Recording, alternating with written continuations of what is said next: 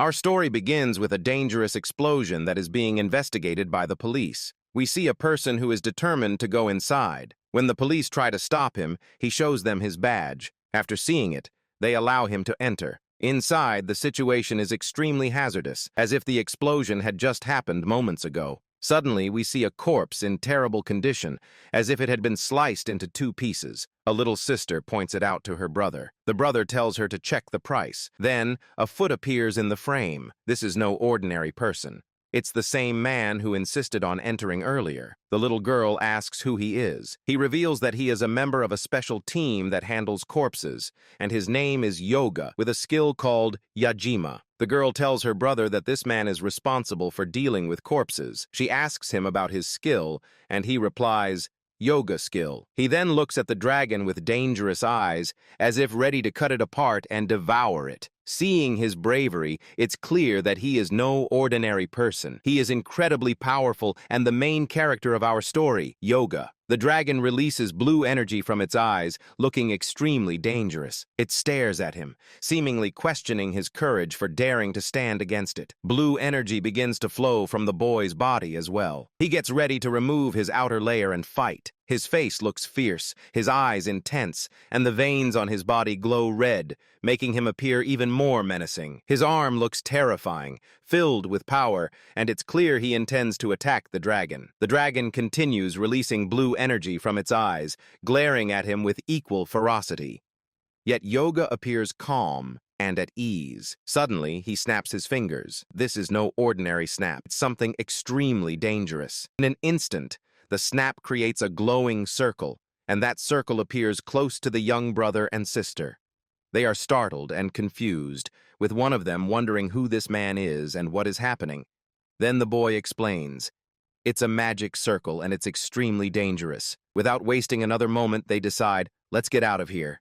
Yoga activates his blue powers and transforms into a dangerous form. In an instant, he moves behind the dragon and launches a fierce attack. On the other side, the young brother and sister, who are desperately trying to escape from there. The dragon struggles to defend itself against him. Yoga leaps onto the dragon's back, ready to finish it off.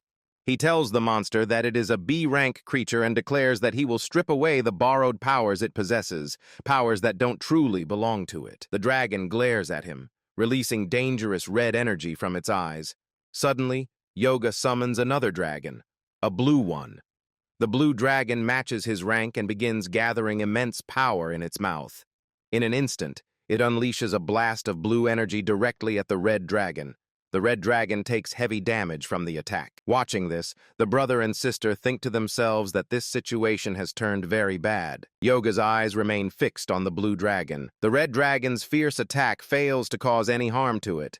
Instead, the red dragon is forced back and falls to the ground. Yoga warns the children to run away, telling them it could be dangerous for them. The red dragon rises again and tries to strike the blue dragon, unleashing dangerous energy from its mouth. But this blue dragon is no ordinary creature. It is also a B-rank monster, carrying immense power. It counters with its own powerful attack, and the clash is incredible to witness. Although the blue dragon's rank is C, it manages to easily overpower the red dragon. Once again, Yoga urges the children to run away, warning them of the danger as the battle intensifies. On the other side, a group of people is investigating a monster. One boy looks at it in awe, impressed by how amazing it is. Lowering his face guard, he examines its dangerous blood and remarks on how incredible it looks. Suddenly, a voice calls out from behind, warning him not to lower his guard. The person explains that the monster's blood can be extremely dangerous. If it touches human skin, it could be fatal. He advises the boy to stay away and protect himself. This man is the important leader of the investigation team, the one in charge of overseeing all critical matters. The young man responds respectfully. The leader tells him that even if he doesn't have any special skill, he can still conduct the investigation properly. There's no need to rush. He instructs him to place the blood in a specific spot and observe the results. The boy agrees with his acknowledgement.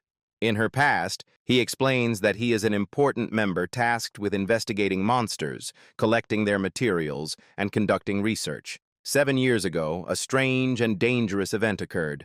A terrifying monster appeared. People were thrown into confusion, unsure of what it was. Because of that incident, many individuals began to awaken magical powers within themselves. Over time, people began to awaken magical powers. Each person gained unique skills, and these abilities were called special powers. Gradually, people became strong enough to fight monsters, take revenge on them, and even destroy them completely. But Yoga was different. He never awakened any powers, nor could I develop any special skill of my own. Back in the present, the investigation work is completed, and I've collected all the blood samples. A blue-haired girl named P approaches me and asks if I am truly happy with this work and whether I take any interest in it. She is not an ordinary girl. She is a member of the investigation team and possesses her own special power, Level 1 Earth Tremor, the ability to shake the ground. He thanks her, but before he can continue, a boy behind him teases that his face is turning red and asks if he's feeling shy. This boy is also part of the team and has the power of wind. He can summon air and wields a Level 1 skill. The girl smiles at her, playfully says that he am very cute. The girl's name is Kureko-san. She is the third member of the team, but let's be honest, she has no powers and is considered useless.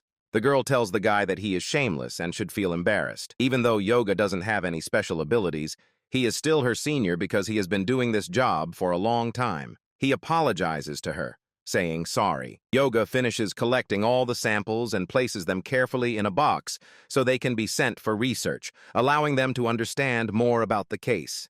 Suddenly, a group of people approaches from behind. Since Yoga has no powers, he feels disappointed and wishes he had some kind of ability. Out of nowhere, a hand appears and snatches the samples from him. The person is also a member of the team. He looks at the samples and says it seems Yoga has finished all the work, but then claims this isn't his work. It looks like the work of a monster, which is not part of their job. The man then strikes Yoga on the head and bullies him badly before leaving with the others. The monster watches Yoga with dangerous eyes, preparing to make him its prey. Yoga stands right in front of it, about to be attacked. The boss quickly shouts for everyone to run to the door and leave everything behind. All the people panic, abandoning their work, and rush toward the door. Confused, Yoga wonders what is happening and why. The boss curses finish their work, saying they are still alive but have done nothing for them. Warns them not to waste time and to save lives. To the door. The boss asks how it will open, unsure of what. He tells them to pull from one side together, and the door should open. They hard, and it starts to open. Yoga feels something grab him from behind. He's someone pulling him back. At that moment, a massive stone smashes into the door, destroying it completely and blocking the way out. Yoga is thrown to one side, injuring himself. The stone was hurled by the monster, but his boss saved him just in time. Balu the hairy girl what happened to the door and what they will do now as they are trapped. Yoga and his friends lie on the ground, badly injured. The monster approaches, raising its huge hands to strike Yoga. Terrified, Yoga calls out for his mother and father to save him. Yoga sees his boss block them with his powerful arms. The boss activates his skill, holding the creature back with all his strength. He shouts for everyone to run quickly, warning that he can't hold it for long, and legs are giving out. Yoga pleads for him to let go, sacrifice himself, but the boss insists that he must escape.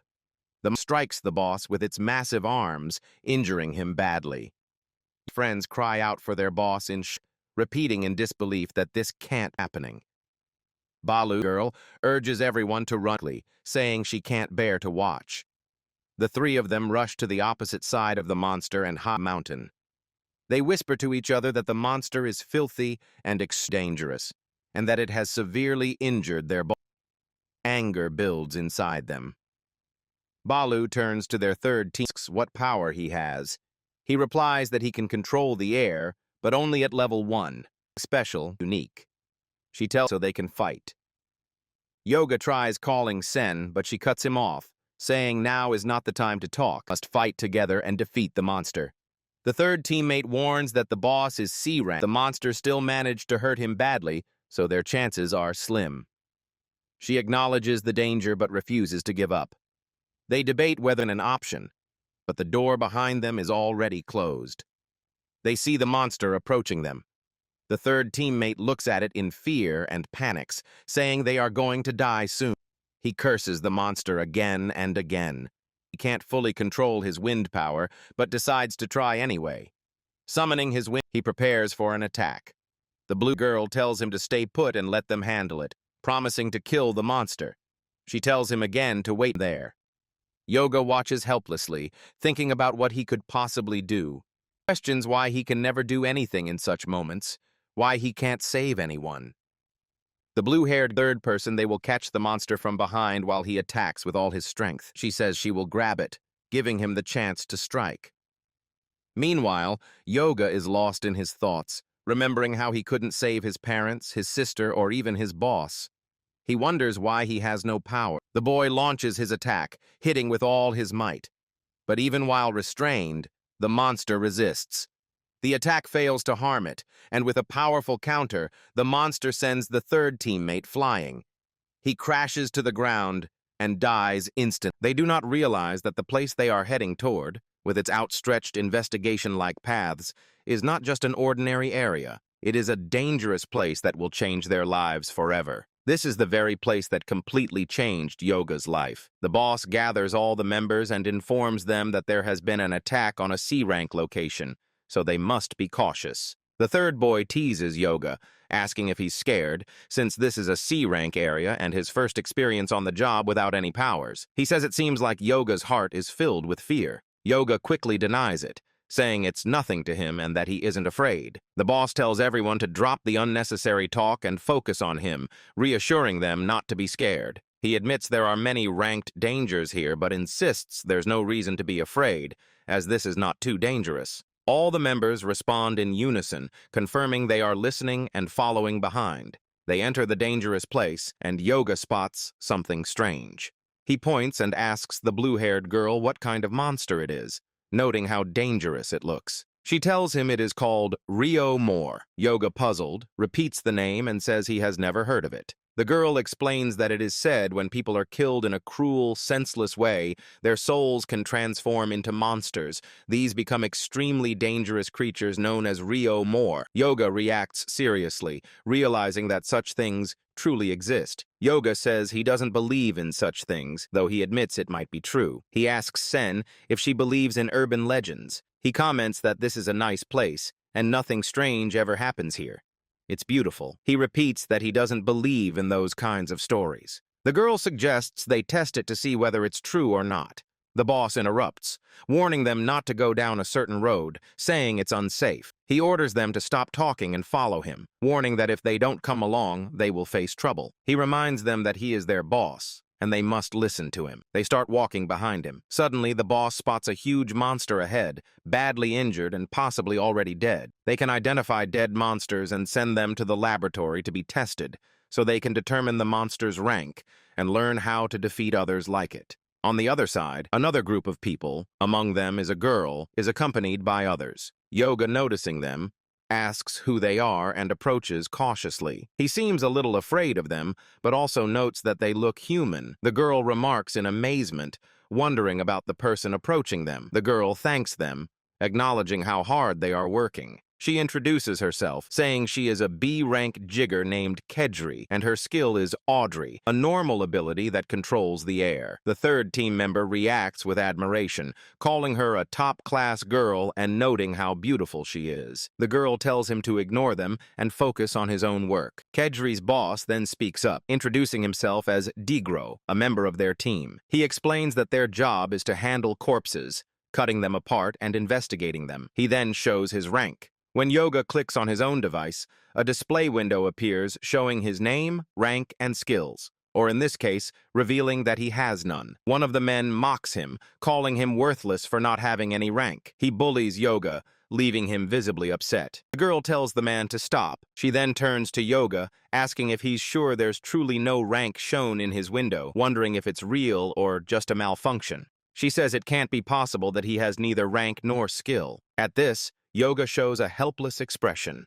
He is at a loss for words, and she eventually responds by saying that if that's the case, then so be it. San then mocks them, asking what kind of team works on fixing dead bodies. He calls them crazy people who just cut up monsters and enjoy their work, pointing out that they have no powers and can't do anything. He declares that there's no competition between them and orders them to leave. Yoga becomes very angry and glares at him with dangerous eyes. San responds, asking what he's looking at and telling him to do something about it.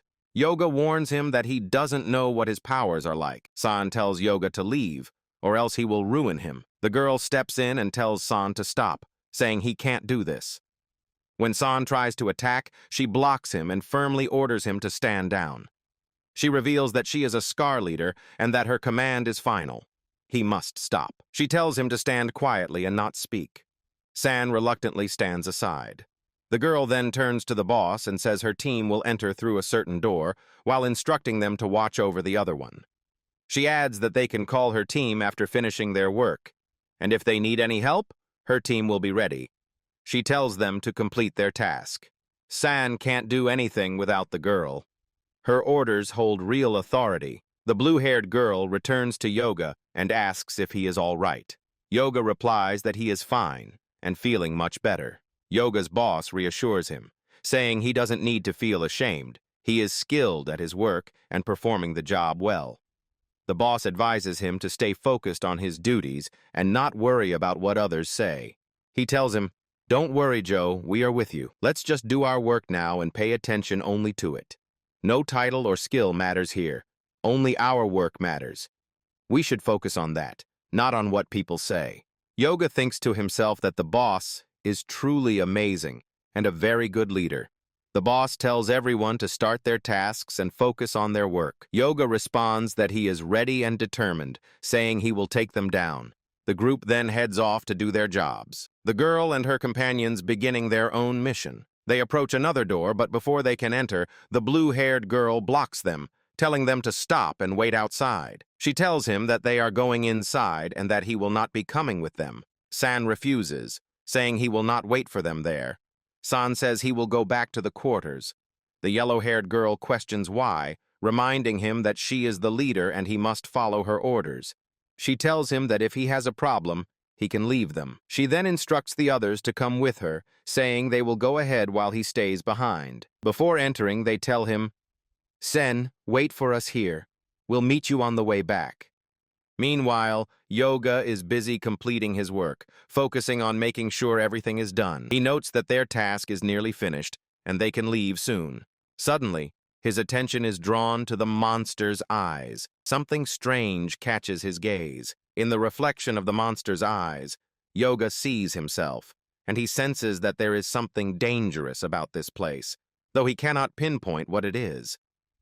Suddenly, the monster's eye shifts toward him, turning into a glowing red eye. At that moment, Yoga's teammates and his boss are holding on to the monster's arm. They notice his reaction and ask him what happened. Yoga warns them that something is wrong here. To their shock, the monster suddenly stands up, alive once again.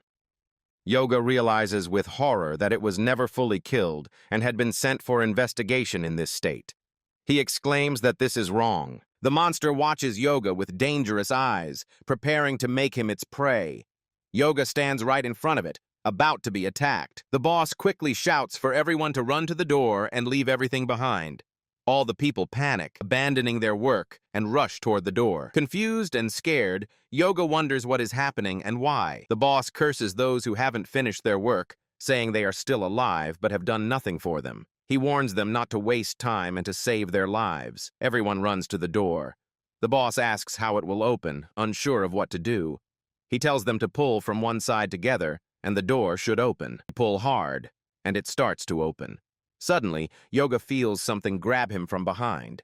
He turns to see someone pulling him back. At that moment, a massive stone smashes into the door, destroying it completely and blocking the way out. Yoga is thrown to one side, injuring himself. The stone was hurled by the monster, but his boss saved him just in time. Balu, the hairy girl, asks what happened to the door and what they will do now as they are trapped. Yoga and his friends lie on the ground, badly injured. The monster approaches, raising its huge hands to strike Yoga. Terrified, Yoga calls out for his mother and father to save him.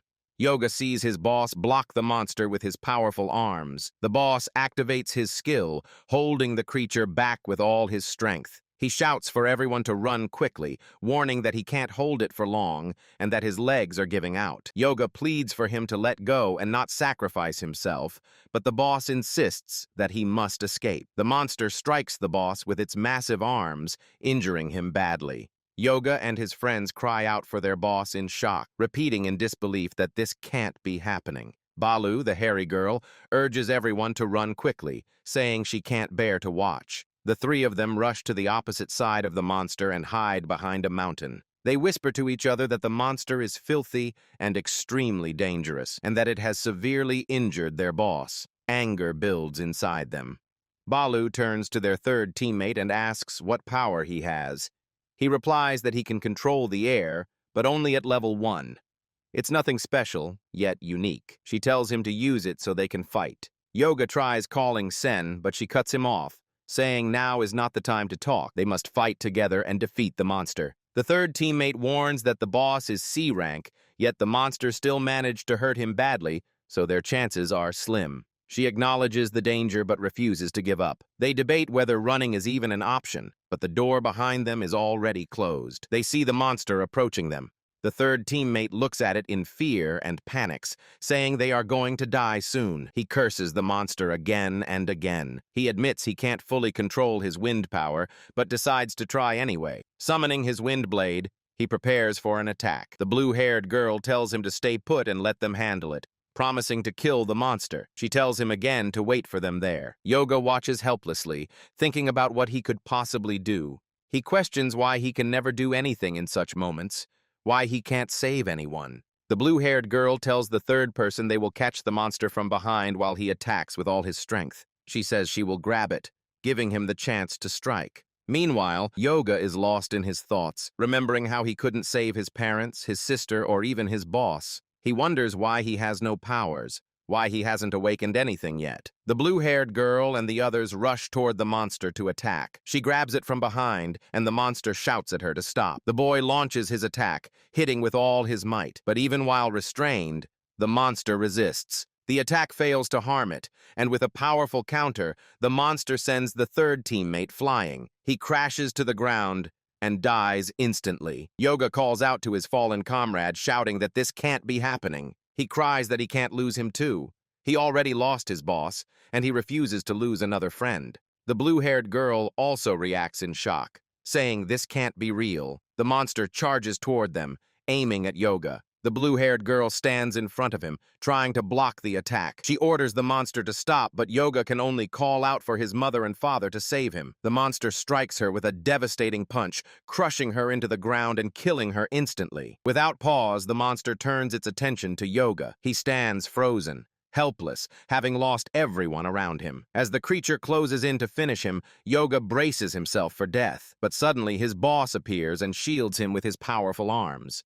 Shocked, Yoga calls out to him. The boss urges him to try, telling him he can do it and not to give up. The boss shouts for Yoga to run and escape while he still can. Yoga stumbles away but collapses to the ground. His boss's words echo in his mind as he sees the lifeless bodies of his third teammate and the blue-haired girl, whom he thought of as his sister, lying crushed and broken. Now he is alone, with no skills, no allies, and nowhere to turn. Tears well up in his eyes. Grief turns to fury as anger begins to rise within him. During the battle, Yoga's boss is crushed by the monster. The sight fills Yoga with grief. All three of his friends, his older sister, his boss, and another close companion have been killed. He stares at the monster standing before him and reminds himself bitterly that he has no skill, no special power to fight back. The weight of his helplessness brings him to tears. Overcome with rage, he grabs the same dagger he had been using earlier and charges toward the monster. Driven by anger, he plunges the blade deep into its foot, shouting curses and vowing to kill it. The monster retaliates instantly, crushing him beneath its other foot. Yoga dies on the spot. Sometime later, his eyes suddenly open. He glances down at his feet but sees nothing beyond them. Confused, he wonders where he is, what this place is, and where his loved ones might be. His boss, his sister, his third partner. The surroundings are unfamiliar. Then, in the distance, he notices an unusual tree, strange in shape and unlike anything he has seen before. Hanging from it are the figures of his third friend, Mimbar, his boss, and the blue-haired girl. They are unclothed, their bodies fully visible. Yoga stands on the ground, calling out for them, but there is no reply. As he turns around, his eyes fall on a massive shadow. It takes shape as a huge, menacing monster, one he cannot recognize. Yoga, frightened and confused, demands to know who the strange figure is and what he wants. The figure introduces himself as the King of Souls and explains that people who are killed without reason become monsters, and he, in turn, becomes their god of death. He tells Yoga that he has no power, which is why he has not yet been truly killed. Shaken, Yoga wonders aloud if he is dead. Memories of failure flood his mind. His inability to protect his sister Rena, his parents, his friend Sen, the blonde girl, and even his boss who had urged him to keep struggling. He feels powerless, burdened by the deaths of everyone he cared about. The King of Souls, whose name is Solj, asks if Yoga wants to live again. The idea shocks him, but he immediately admits that he does. Solj explains that those without any special skill can be given a second chance at life, and Yoga is one of them. If he accepts, he will receive a dangerous ability, the power to control the dead, but it will slowly consume his own life. At the thought of avenging his friends and family, Yoga decides without hesitation that he is ready to accept. Solj is pleased and transfers the power into him. A strange status window appears, revealing a new skill, Undeath, the power to never die. Yoga activates it, and his body is engulfed in dangerous flame-like energy. His veins glow red, his eyes turn fierce, and his very presence becomes monstrous. Yoga's first battle. As the undead, the monster that killed him earlier is stunned to see him alive. Yoga attacks relentlessly, his strikes fueled by his newfound power. Though the monster blocks many of them and lands powerful blows in return, Yoga remains standing. The pain is intense, but the skill prevents him from dying. The battle grows more violent. The monster crushes him, smashes him with a massive boulder, and batters his body, but each time Yoga rises again. Eventually, his recovery power begins to drop, and he realizes that while he still cannot die, his wounds are no longer healing. In the midst of the fight, strange lights appear around him, revealing visions of his dead friends, including the blue-haired girl. She explains that those unjustly killed become monsters, and that their ranks have risen since their deaths. Yoga remembers that his new ability allows him to communicate with the dead. Activating it, he hears their voices, including his boss and friends. He tells them he will avenge them before anything else. Meanwhile, the monster, exhausted and confused, demands to know why Yoga refuses to die. Yoga, still determined despite the pain, prepares to fight until the very end. Monsters standing in front of Yoga, and he begins throwing punches at them. Before he can continue, his boss steps in, stopping him with his strong arms. Yoga is surprised to see that his boss is still powerful and capable of helping him. Suddenly, Yoga receives a notification saying that he will move. Confused, he wonders why it says that, since he didn't make any move.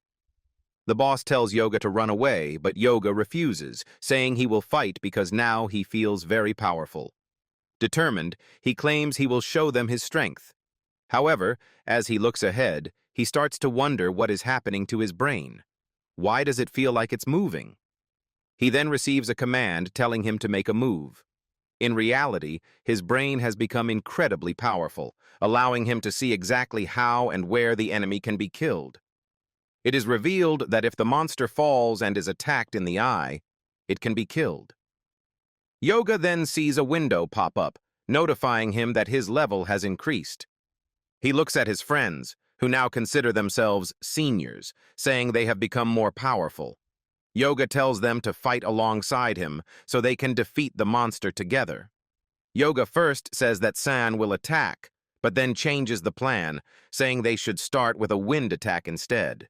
His third teammate, a member of the group, activates his wind power and forms a sword made entirely of wind. Moving swiftly, he slashes at the monster's leg. The attack is devastating, cutting deep and severing the leg, causing significant damage to the monster. Yoga praises his teammate, saying she has done a great job, and then turns to the blue-haired girl, telling her it's her turn to attack. She steps forward, unleashes her power, and increases her level. Striking with a dagger shaped like small mountains, she lands a hit that greatly disrupts the monster, making it stagger and lose focus. However, Yoga notices it still hasn't fallen and urges them to attack again. Despite their efforts, the monster remains standing. Determined, Yoga insists it must fall. His boss then charges in, delivering a powerful blow to the monster. Taking the opportunity, Yoga jumps up and attacks as well, inflicting massive damage. This combined assault proves to be devastating, and with his level boosted, the impact forces the monster to collapse. Seeing it on the ground, Yoga says this is perfect. Now they can defeat it easily. He knows this is their crucial chance. But then, the monster rises again and launches another attack. Yoga stays firm, saying there's no problem. They won't let it escape. He warns the monster that this was a wrong decision and vows not to let it go at any cost, swearing to send it to hell and take his revenge. The blue-haired girl strikes once more, while Yoga declares that the monster's end is in his hands. He promises to dig its grave, cut it into pieces, and make it witness its own destruction. Speaking directly to the monster, Yoga's words are filled with determination. Meanwhile, his third teammate, the one with wind powers, grips his wind-forged knife tightly and stares at the monster with a deadly gaze. Preparing to kill it with his sword, he advances. Yoga tells him this is the monster's greatest mistake. Yoga tells the monster this is its mistake. By killing him, it has only made him stronger, and now it will regret it. Suddenly, Yoga's friend throws his sword toward him. This is the twist in the story, a big move that Yoga had been planning.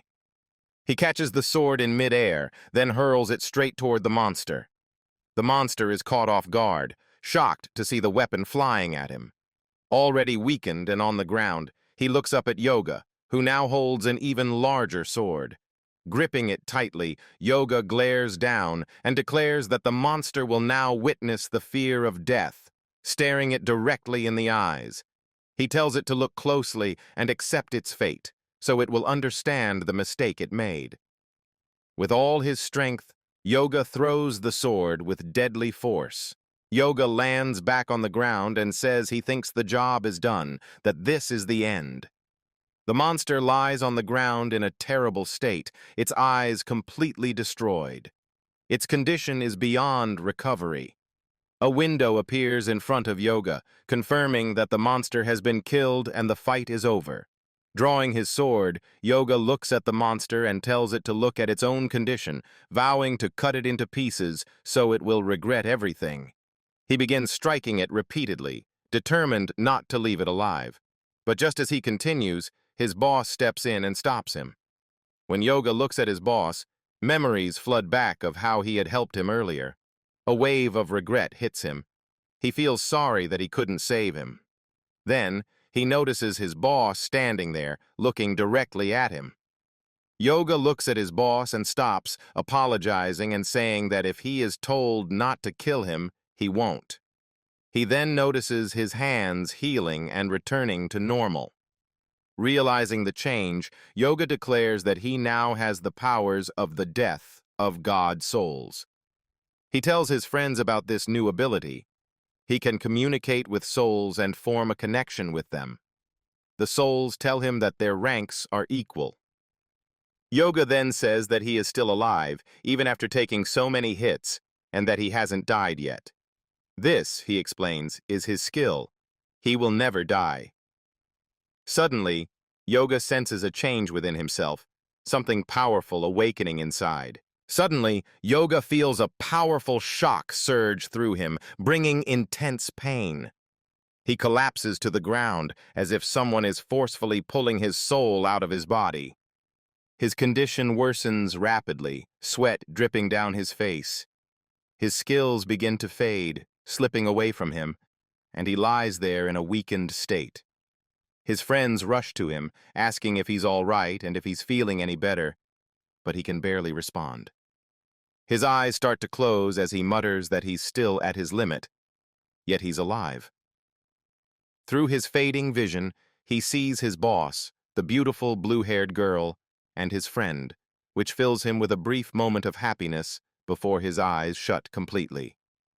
On the other side, Yoga lying on a bed.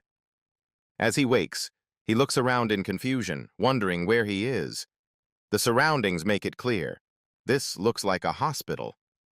Yoga wonders where everyone has gone. Looking around, he calls out, asking if they are all dead, insisting this can't be right. He searches and peers under his bed, calling for them to reveal themselves. He calls out to his boss, the blue-haired girl, and his third friend, but realizes that all of them are dead.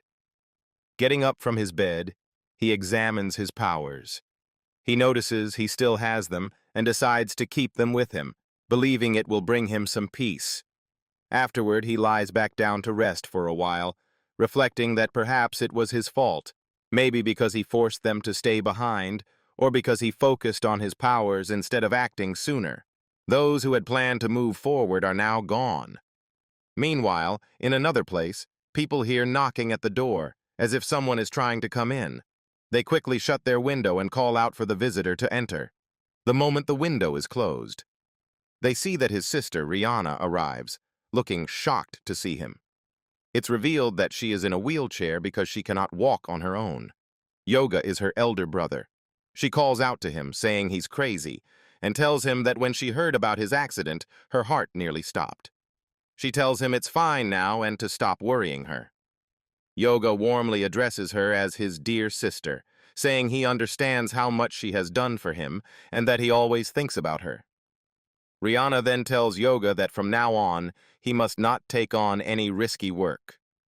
Yoga reassures her, saying not to worry, he has no intention of losing any more members of his family.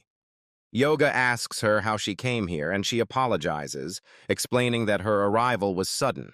The person accompanying her says they didn't need to come here. Yoga and Rihanna watch them closely, their expressions showing both happiness and curiosity about their intentions.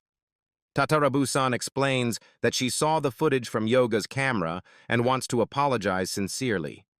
She admits that the accident which happened to him was their responsibility and says she feels truly sorry. Rihanna then asks if she is alive. Tatarabu-san confirms, addressing her by name after seeing it on Yoga's profile, and assures her that she is indeed alive.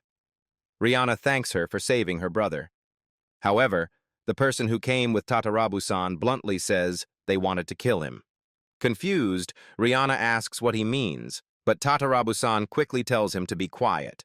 Yoga turns to Rihanna and says they still have work to finish, asking her to wait outside. Rihanna agrees, apologizing for interrupting, and leaves, closing the door behind her. Another woman approaches Yoga and tells him she wants to take him away from there. The man who came with Tatarabu-san comments on Yoga's physique, saying he should give it up. Yoga questions why, warning that if they abandon him, he'll end up taking them to a wheelchair from this bed, which would be even worse. Yoga told her she should be ashamed of saying things like that and that he didn't want to discuss it any further, ordering her to leave. She replied that she would agree if he gave her money as a reward. Angered, Yoga warned that she would die by his hands. Tatarabu-san stepped in, saying they should leave and not waste time on him, but Yoga firmly stated he didn't want to talk about his friends and asked them to go. The man accompanying her remarked that Yoga had chosen this path despite knowing how dangerous the dream was, making him responsible for whatever happened to him and his friends. Yoga admitted everything was his decision, but declared that he was the best because he had become the death god. The man mocked him, refusing to believe him since he had no powers, and reminding him that when he joined the corpse-handling team, he said his life had no value. Now, claiming to be the death god was nothing but nonsense.